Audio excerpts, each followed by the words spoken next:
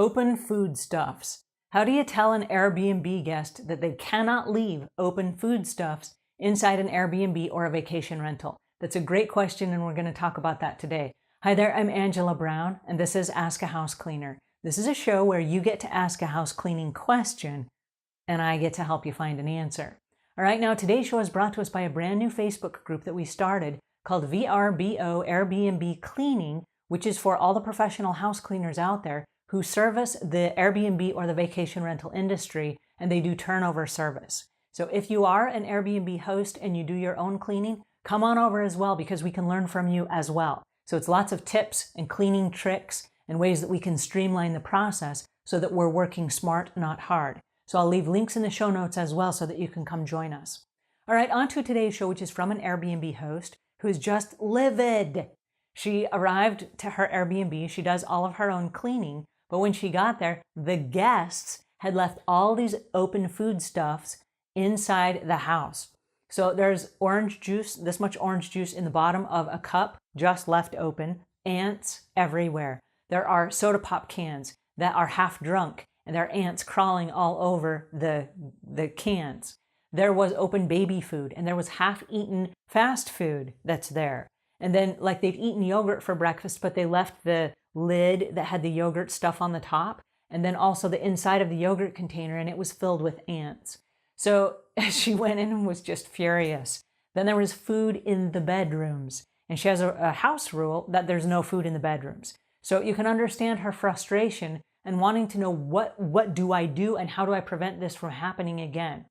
All right, it's a great question because it's a sanitation issue. As a homeowner, your biggest asset is your home. And so if you have an Airbnb, which is different from a vacation rental, because a vacation rental is the whole home. It's an extra home that you have, or a home that you're not using, say, half the year. So the other half the year you rent it out to other people. Now, an Airbnb is where you're renting part of your home to other people, okay?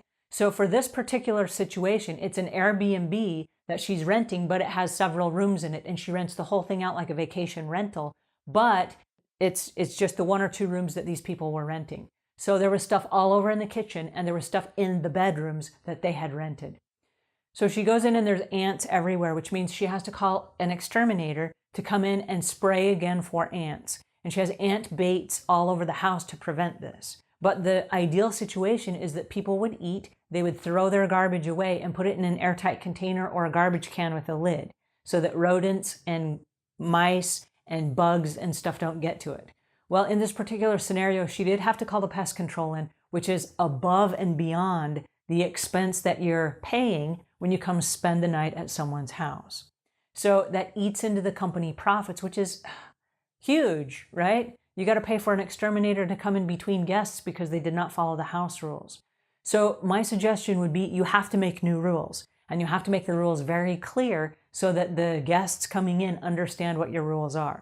Now, I've talked to a lot of Airbnb owners, and what they've done is this, and it seems to work really well for them. What they've done is they have a form that they fill out, which is all of the house rules, that says you cannot leave any open food stuff. Please take all of the food with you that is open or throw it out when you're done. And then please do not eat in any of the bedrooms. And that's part of all the rules and regulations. And then you just change the name at the top of the form. And as a customer checks in, you just matter-of-factly have them reread the house rules and sign them, because now they're signing a binding contract. So it goes back to the setting boundaries and expectations. As a business owner and as a homeowner, you're trying to protect your investment, which is your home, right? It's your biggest asset. It's your biggest business investment. And when people abuse that, it affects the next guest that comes in. In this particular scenario, she did not have another guest coming in, but if she did, she would have had to cancel on that guest while the exterminators come and spray and get rid of all the bugs that are there, re-clean everything, and then she could have the guests come back. So if you have a situation like that, it could cost you business as well as the additional expense of having somebody come in between every single guest to treat for bugs. All right, so having said that, make that part of your process. Just make it part of your normal everyday check-in. So people read it and go, yeah, I understand the rules. Then if they don't, there can be a damage or a service charge. And you would have to debate that. Does that go into damage, or is that just a cleanliness charge? Now, lots of Airbnbs charge up front for the cleaning, and I recommend that you do have some kind of cleaning that's either built into your fee, or if you want to charge extra for it, that's fine. But the reality is that money has to come from somewhere, and it should not come out of your profits, because there are a whole bunch of other business expenses that you have to pay.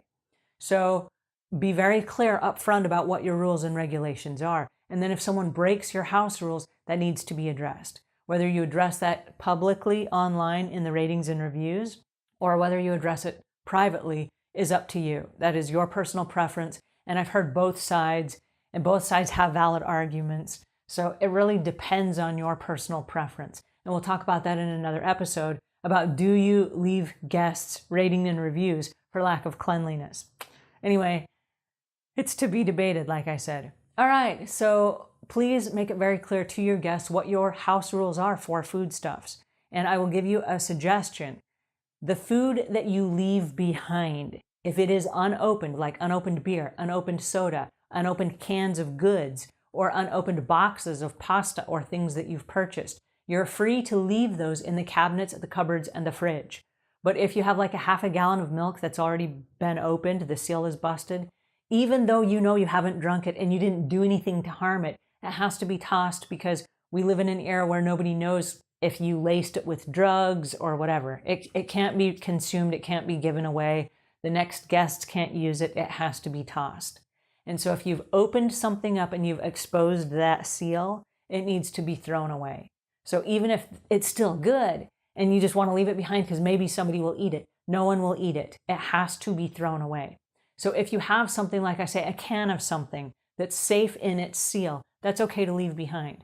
And so as the host, you can also leave a note. Hey, there's food in the fridge, or there's food in the pantry that's up for grabs. If you'd like to have it, be my guest, kind of a thing. But if you are the guest and you bring stuff in, please take it with you when you leave. Alrighty, that's my 2 cents for today. And until we meet again, leave the world a cleaner place than when you found it.